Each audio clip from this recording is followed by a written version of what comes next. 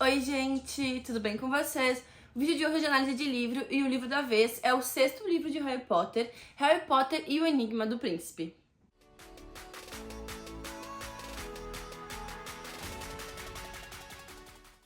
Bom, pessoal, quem tá me acompanhando aí sabe que eu tô fazendo análise e resumo de todos os livros de Harry Potter. Chegou a vez do Enigma do Príncipe.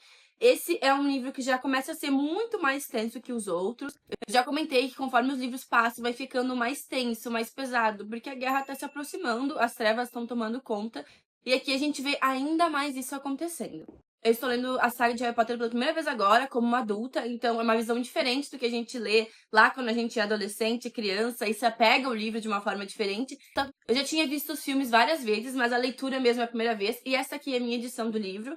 Ela é uma edição em capa dura, é essa daqui, mas existem muitas outras edições de Harry Potter, inclusive algumas eu tenho, mas se você tiver interesse em comprar esse livro aqui, outros livros, ou qualquer coisa na Amazon, vocês podem utilizar o meu link que tá aqui na descrição do vídeo, que automaticamente vocês me ajudam com o canal. Quem tem interesse em ver os outros vídeos dos outros livros de Harry Potter, as minhas outras análises, eu vou deixar aqui nos cards a playlist que eu fiz das minhas análises de Harry Potter. Este já é o 6º, tem sido uma jornada muito legal e eu me surpreendi muito com um livro ao longo do tempo. Eu tinha bastante resistência em ler, mas quem viu os outros vídeos sabe que eu fiz uma promessa, então eu tô lendo eles e tô gostando muito e fico muito animada quando eu acabo um pra ler o próximo também. Como sempre, eu vou começar falando um pouco do livro, gente, sem spoilers. É um pouco difícil quando o assunto é Harry Potter, porque todo mundo já conhece um pouquinho, sem entregar grandes coisas, plot twists, e depois eu entro mais especificamente na minha opinião sobre coisas específicas do livro e até um pouco de comparação com o filme, porque depois que eu tô lendo cada um, eu tô assistindo o filme também. Mas se você gosta de conteúdo, gosta de Harry Potter, gosta de análise de livro e ainda não é inscrito aqui no canal, não deixe de se inscrever. O Enigma do Príncipe já traz uma mudança diferente dos outros livros, porque ele traz cenas que são em terceira pessoa, que não são sob a perspectiva do Harry. Em todos os outros livros antes disso, a gente vê todas as cenas em perspectiva do Harry. Mesmo quando o Harry às vezes está na cabeça do Voldemort, é a perspectiva do Harry. Aqui, as coisas já mudam um pouco. Ele passa a estar em terceira pessoa em algum momento, e o livro começa assim. O livro começa com uma cena do primeiro-ministro da magia, o Filch, falando com o primeiro-ministro da Inglaterra, explicando um pouco das coisas que estão acontecendo, porque tá tendo ataques em massa na Inglaterra, justamente porque agora o Lorde das Trevas voltou, ele formou um exército e eles estão tocando o terror. A gente também vê logo no início do livro, gente, um capítulo focado no Snape, com uma conversa dele com a Narcisa, que é a mãe do Draco, e com a Bellatrix. Essa cena é o que vai embasar muito do que acontece com o Draco Malfoy nesse livro e a obsessão que o Harry vai criar nesse livro para seguir o Draco, para tentar entender o que o Draco está fazendo. E depois, logo no início, a gente vê o Harry novamente na casa dos Dursley, tendo ali o verão dele muito triste, mas ele entendeu já que ele precisa estar ali, ele entendeu no último livro por que ele tem que voltar para a casa dos Dursley, por que é importante que ele esteja ali para a segurança dele. Mas ele recebe uma carta do Dumbledore e o Dumbledore vai lá buscar ele. O Harry, pra quem não lembra, ele tá num período de luto, ele sofreu uma grande perda no final de Ordem da Fênix, e ele ainda tá lidando com isso. Então a gente vê ele lidar com isso no final de Ordem da Fênix, e a gente vê ele lidar com isso aqui no início também. Ele não tem muita vontade de fazer muita coisa da vida, mas o Dumbledore busca ele basicamente 2 semanas só depois que ele começa as férias. Então o Harry não teve muito tempo sozinho na casa dos Dursleys. E já deixo aqui, gente, que essa cena do Dumbledore indo buscar o Harry lá na casa dos tios é sensacional. Eu já falei aqui em outros vídeos que as cenas em que tem bruxos com os Dursley, seja quando os Weasley vão lá buscar eles, ou até quando o pessoal da Ordem da Fênix vai buscar ele no outro livro, que os Dursley não estão em casa, mas eles vão lá, é muito legal, eu gosto muito dessa interação, e não poderia ser diferente com essa cena do Dumbledore indo buscar o Harry e falando com os tios dele, e debochando em muitos momentos, até se divertindo com o horror que os tios têm ao que tá acontecendo. Então, lá na casa, o Dumbledore conversa muito com o Harry sobre as coisas, e já pega o Harry para eles irem visitar um professor que o Dumbledore tá tentando recrutar para trabalhar em Hogwarts, e leva o Harry porque ele sabe que pelo Harry ser uma figura famosa, vai convencer esse professor a ir trabalhar em Hogwarts. Esse professor é muito importante no plano do Dumbledore, que é um plano que o Dumbledore tá montando para tentar destruir o Voldemort de uma vez por todas. E, inclusive, esse livro, gente, a gente vê muito do Dumbledore. O Dumbledore começa a ter aulas com o Harry. Não são bem um momento de aula, que não tem uma palavra mais apropriada para dizer, o próprio Dumbledore diz isso. Mas ele tem várias conversas e eles vão conversando muito sobre a vida do Voldemort, eles vão vendo o passado dele. A gente vê muitas visões nesse livro em que o Dumbledore e o Harry estão olhando memórias de pessoas que revelam coisas sobre o Tom Riddle / Voldemort, como é que ele se tornou o Lorde das Trevas. E com isso a gente acaba vendo muito do Dumbledore na interação do Dumbledore com o Harry. A gente vê o Dumbledore dando risada, se divertindo, debochando, elogiando o Harry e até ensinando o Harry outras coisas que não sejam só sobre magia. E é algo que os livros, eles vão construindo essa relação deles aos poucos nos outros livros, mas principalmente em Ordem da Fênix, a interação do Dumbledore é muito pouco pelo período que ele passa longe da escola, né? Então aqui a gente vê novamente eles construindo essa relação, e vou dizer assim, que a base de 80% do livro é a relação deles e as consequências do que eles estão vendo ali juntos sobre as memórias do Voldemort. Nesse livro a gente acompanha o Rony num interesse amoroso com a Lila Brown, que é uma personagem que ela aparece nos outros livros, mas muito como coadjuvante, às vezes até figurante, mas ela dá um comentário, outro comentário. Mas nesse ela começa a demonstrar interesse no Rony, e o Rony engata ali um romance com ela, para o desprazer da Hermione. O Rony e a Hermione passam um bom tempo meio brigados nesse livro, justamente porque a Hermione não aguenta ver os dois juntos, e parece que o Rony faz justamente de propósito para colocar ciúme na Hermione. Outra coisa amorosa que começa a ter nesse livro, aos poucos, já é algo que a gente vai vendo um pouco no último, com alguns comentários do Harry, algumas observações do Harry em relação a Gina. Mas, de fato, começa a construir um interesse do Harry em relação a Gina nesse livro. É incrível, é algo que contrapõe com a questão pesada, com a tensão do livro. Então é muito legal de acompanhar. Eu achei eles incrivelmente fofos, e principalmente o Harry não sabendo direito o que ele tá sentindo. A Gina tá namorando o Dino nesse livro, então ele fica às vezes, será que eu tô com ciúme? Será que eu não tô? Ele começa a observar as coisas que ela faz. E a Gina, gente, é uma personagem muito forte, ela é muito engraçada, ela bate de frente com os irmãos, ela é muito inteligente, ela se dá super bem nas aulas, ela se dá super bem em quadribol, e eu fico muito triste toda vez que eu vejo um filme e eu vejo o quanto eles basicamente excluíram o personagem da Gina. Ela não é um décimo do que ela é nos livros, e eu gosto muito dela, e ela participa muito desse livro junto com o Rony, a Hermione e o Harry. Ela tá, em muitos momentos, estão os quatro juntos, assim como em muitos momentos ela também tá em Ordem da Fênix. Então ela começa a ganhar um pouco mais de protagonismo nesse livro. Fora isso, o Harry tá num momento que ele tem muito pouco contato com as pessoas da Ordem, justamente porque é muito difícil deles se comunicarem agora com tudo acontecendo, com o exército do Voldemort estando de fato instaurado. Então ele se sente sozinho em muitos momentos, mas as aulas dele com o Dumbledore fazem com que ele saia um pouco desse mundo. Fora isso, a gente vai acompanhar, então, o professor Horácio, que é o professor que eles vão lá recrutar, e as mudanças que ele traz em Hogwarts. O professor Horácio vai ser o professor de porções, e o Snape passa a ser o professor de defesa contra os artes das trevas. Então a gente acompanha essa mudança nas aulas dos alunos também. O professor Horácio, ele é um professor que ele costuma criar um clube de alunos que tem chance de sucesso, para ele poder se aproximar desses alunos e tudo mais.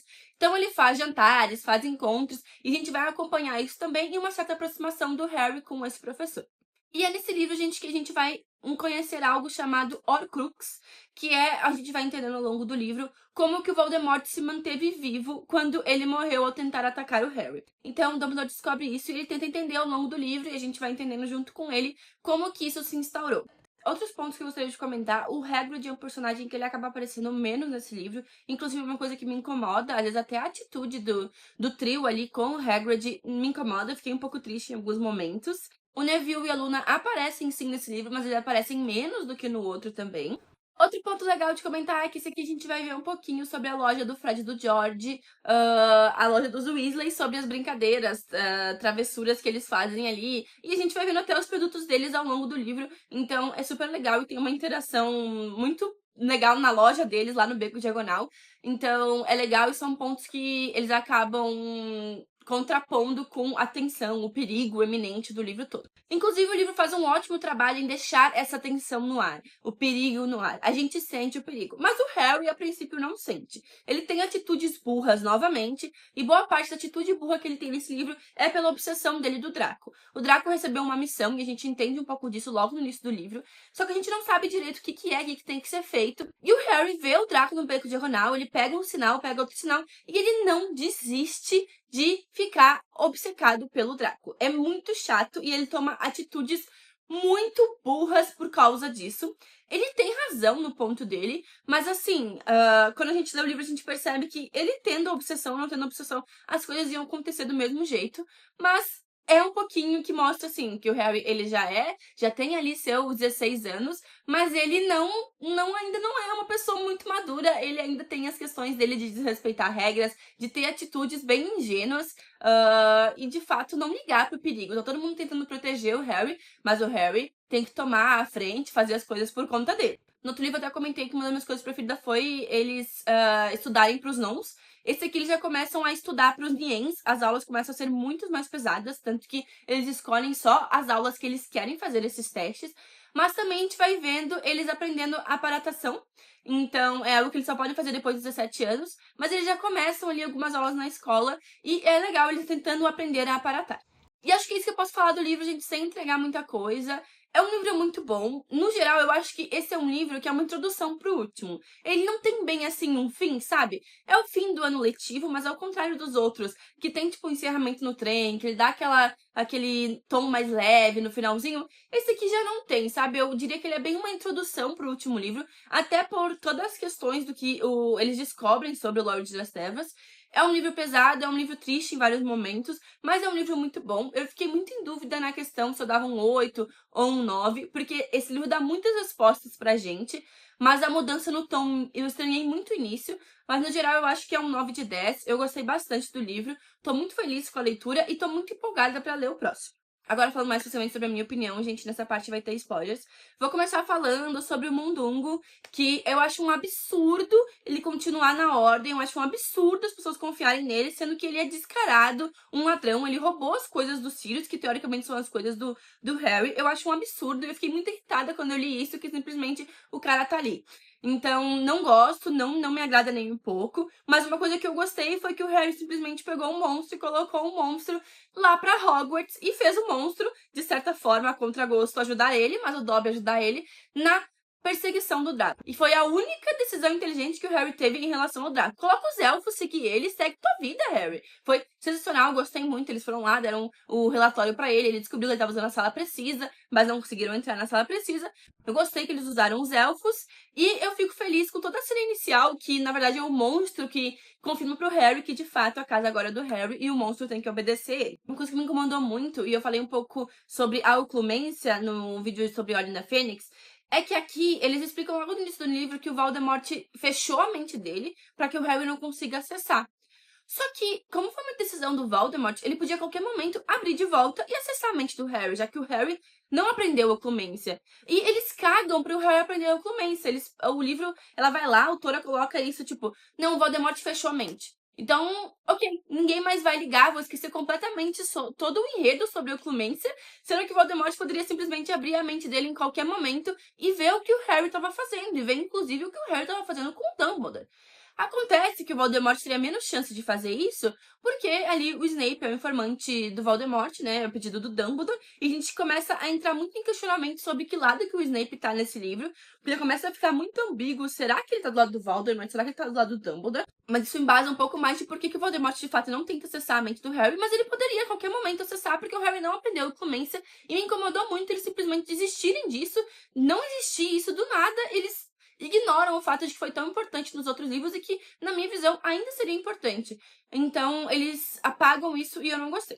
Achei muito legal a questão que a Tonks está apaixonada pelo Remo, e o Remo não quer falar disso, ele não quer que a Tonks esteja apaixonada por ele, e a gente achando que a Tonks estava num luto constante ao longo do livro. O Harry, né, fala isso pra nós e a gente acredita, mas não, ela simplesmente quer casar com o amor da vida dela, e o Lupin dizendo, não, eu não posso fazer isso com você, eu sou um lobisomem. E naqueles tempos de treva, gente, qualquer alegria é pouca, e a gente vê, inclusive, o Guy e a Fleur ali no relacionamento deles, a Fleur lá na casa dos Weasley, e a gente vê que a Gina não gosta dela, que a senhora Weasley tem um pouco de receio, mas que no final do livro, quando a Fleur decide que vai casar com o Guy, não interessa se as cicatrizes dele melhorarem ou não, a senhora Weasley já entende que não tem, aquilo ali é amor de verdade, e ela, de fato, aceita a nora dela. Outra coisa que é muito legal, e daí eu já vou contrapor com uma questão do filme, que é a batalha em Hogwarts. A batalha enquanto está acontecendo todo aquele confronto do Draco, do Snape com o Dumbledore, a batalha dos Comensais da Morte com a Ordem ali dentro, e de fato a Ordem Mirim, que eu gosto de chamar, que é basicamente o trio, a Gina, o Neville e a Luna. É muito legal a batalha, por mais que a gente não vê tanto, porque na perspectiva do Harry, eles só contam depois. É muito legal eles contando, é muito legal de ver, é de fato um momento de muita ação do livro e eu não consigo entender por que eles excluíram totalmente do filme. Sério, o filme vive tentando inserir coisas para ter mais ações e daí nesse ponto eles simplesmente excluem. Não gostei. Quanto à morte do Dumbledore, eu já sabia, né, que o Snape que matava ele. Eu fico muito em dúvida se eu confio ou não confio no Snape. Obviamente, eu já sei o final do último livro, mas a forma como ela coloca no livro, ele é muito ambíguo e a gente cria muita raiva dele ao longo do livro, mas de fato eu vejo ele como um momento de proteger o Draco, sabe? Ele tenta proteger o Draco naquele momento, pra que o Draco não faça aquilo, mas ao mesmo tempo ele não queria mesmo meio fazer o voto perpétuo. Então a gente fica muito em dúvida de que lado que ele tá. No fim a gente vê que ele tá do lado do Voldemort, né? Ele mata o Dumbledore, mas eu ainda fico meio assim sobre o lado dele, porque ele tem a chance de matar o Harry, mas depois ele fala, não, o Harry é do Lorde das Trevas, porque tem toda a questão da profecia e tudo mais. Vou dizer que eu amei demais o beijo do Harry e da Gina. Que ela vem falar com ele quando eles ganham a Copa de Quadribol, ele simplesmente ali na animação, no momento, beija ela na frente de todo mundo. E o Rony veio, todo mundo veio, eu achei sensacional. É muito mais legal do que o primeiro beijo deles no filme, gente. Eu gosto muito da interação deles ao longo desse livro. O que eu não gosto é a forma como eles terminam no final do livro, que o Harry fala, eu preciso fazer isso sozinho, você não pode vir comigo e tal. Desde quando a Gina Weasley segue algo que alguém fala? Ela literalmente não segue nada que ninguém fala. E eu entendo, eu acho que ela poderia até aceitar, porque ela quer viver o próximo ano dela ali em Hogwarts e tudo mais, viver a vida dela também, deixar o Harry ter esse momento dele. Mas daí, não é uma conversa, sabe? O Harry simplesmente fala, ela fala ok e sai. E eles saem. Tipo, não parece muito condizente com a personalidade da Gina. Eu entendo eles fazerem isso, eu só acho que poderia ter sido uma conversa um pouco mais elaborada em relação a isso. Até porque, um segundo depois, o Rony e a Hermione falam pro Harry que vão com ele, que ele não tem direito de escolha, eles vão e deu. E o Harry fala, tá bom. Então eu acho que a conversa dele com a Gina poderia ter um pouquinho mais de embasamento, uma conversa um pouco maior do que simplesmente um parágrafo, e ela dizendo tá bom, sendo que ela não é de aceitar as coisas muito fácil. E a missão do Harry agora, gente, é encontrar os Horcrux. É muito triste a morte do Dumbledore, mas o Dumbledore deixa uma missão muito clara pro Harry. O Harry sabe o que fazer agora, que ele não pode tentar dominar o Voldemort sem isso. Uma coisa que eu não entendo, fico confusa, é porque que o Dumbledore não contou pro Harry como que destrói o Horcrux, já que ele destruiu o anel. Por que ele não falou pra ele como é que faz? Eu não consigo entender isso. Ele esqueceu? Não faz muito sentido, não sei se explica no próximo livro ou não, mas eu fiquei muito... Por que tu não fala como é que tu destruiu o anel? Ele fala, destruí esse aqui. Mas ele não fala como é que ele destruiu. E ele sabia que talvez tivesse um perigo em relação à vida dele. Então por que ele não fala alguma coisa, sabe? Falando um pouco do Hagrid, que eu falei que eu fiquei triste. Eu fiquei muito triste quando eles falaram que nenhum deles se matriculou em criaturas mágicas. Eu fico pensando que nenhum aluno deve ter se matriculado pra fazer os Niens. Fiquei muito triste pelo Hagrid, de verdade. Porque, gente, ele é tão querido. Eu entendo que ele não é o melhor professor, mas eu fiquei muito triste com a cena. E, tipo assim, ninguém quer fazer, ninguém quer se especializar nessa parte. Poxa, tipo, tadinho do Hagrid, sabe? E daí o Hagrid vai lá, manda uma carta pra eles dizendo que Aragog tá morrendo, o quanto ele tá triste e que ele quer eles lá com eles, e eles decidem ignorar pelas regras. Porque eles não podem sair do castelo porque é perigoso, eles irem estar quebrando regra. Quando que o trio ligou pra alguma regra ou se era perigoso ou não? Sério, eu fiquei muito chateada, eu fiquei muito feliz que o Harry acabou indo lá. Claro que acabou sendo pela porção da sorte que ele acabou indo lá, que ele tomou, ele achou que ele tinha que ir lá, e daí ele encontrou o Horácio e tudo mais, conseguiu a memória desse jeito. Mas eu fiquei muito triste e eu achei que o Hagrid foi muito deixado de lado nesse livro pelo trio. Ele sempre esteve ali pra apoiar eles, e é legal, eu achei muito legal que no velório do Dumbledore tá lá o Hagrid e o grupo todo arrumadinho no velório, muito bonitinho. Achei bem legal eles mostrar essa evolução também, apesar de que o Hagrid apareceu muito pouco nesse livro. O Draco em si, gente, a gente pode ver em vários momentos, quando ele tá no banheiro e o Harry acaba botando o feitiço do Snape nele, corta todo ele, e o Harry fica, meu Deus, o que eu fiz? Mas o Draco tá lá chorando, tá preocupado. Quando ele tenta ir lá e jogar o feitiço do Dumbledore, ele abaixa a varinha, o próprio Harry fala que viu o Draco abaixando a varinha. Então a gente vê que o Draco, ele é um garoto, ele pode ter toda a questão da família dele, eles são do lado do mal, mas ele ainda tá muito confuso do que ele sente nas coisas, e o Harry consegue ver um pouco isso e ter um pouquinho de empatia por ele ao longo do fim do livro também. É muito bonito ver as criaturas no velório também, a sereia, os centauros. Uma coisa que eu não entendo é por que diabos deixaram a Dolores ir no velório do Dumbledore. Primeiro que ela não deveria nem ser mais uma funcionária do Ministério. Eu não entendo como é que ela não foi denunciada. Gente, ela torturou crianças. Como é que os pais, o conselho, como é que alguém não fez alguma coisa pra essa mulher não trabalhar mais no ministério? E o Field ainda saiu e ela continuou lá. Eu não entendo. Ficou uma ponta muito solta com isso e me irrita demais o fato dela estar sentada ali. Cara, ela não merecia estar naquele momento do fim da vida do Dumbledore, de jeito nenhum. Pontos muito positivos pra cena do Harry e do Dumbledore indo até a caverna tentando recuperar a Horcrux. O Harry, de fato, fazendo o que o Dumbledore manda e conseguindo levar o Dumbledore de volta. Mas é uma coisa que eu fiquei muito, assim, encaquetada de quem que é a pessoa que conseguiu pegar uma Horcrux e deixar uma Horcrux falsa lá. Eu sei que a gente descobre no próximo livro, mas é algo que eu fiquei muito intrigada como é que essa pessoa fez isso. Então eu tô muito ansiosa pra ler mais sobre. E acho que no geral é isso, gente. Posso ter esquecido alguma coisa, porque acontece muita coisa nesse livro. Ele tem um início mais devagar ali, que nem eu comentei, em terceira pessoa, mas ele dá muitas respostas, acontece muita coisa. É muito legal de acompanhar, é muito bom de ver os flashbacks da vida do Voldemort pra entender um pouco mais sobre o Tom Riddle no geral também.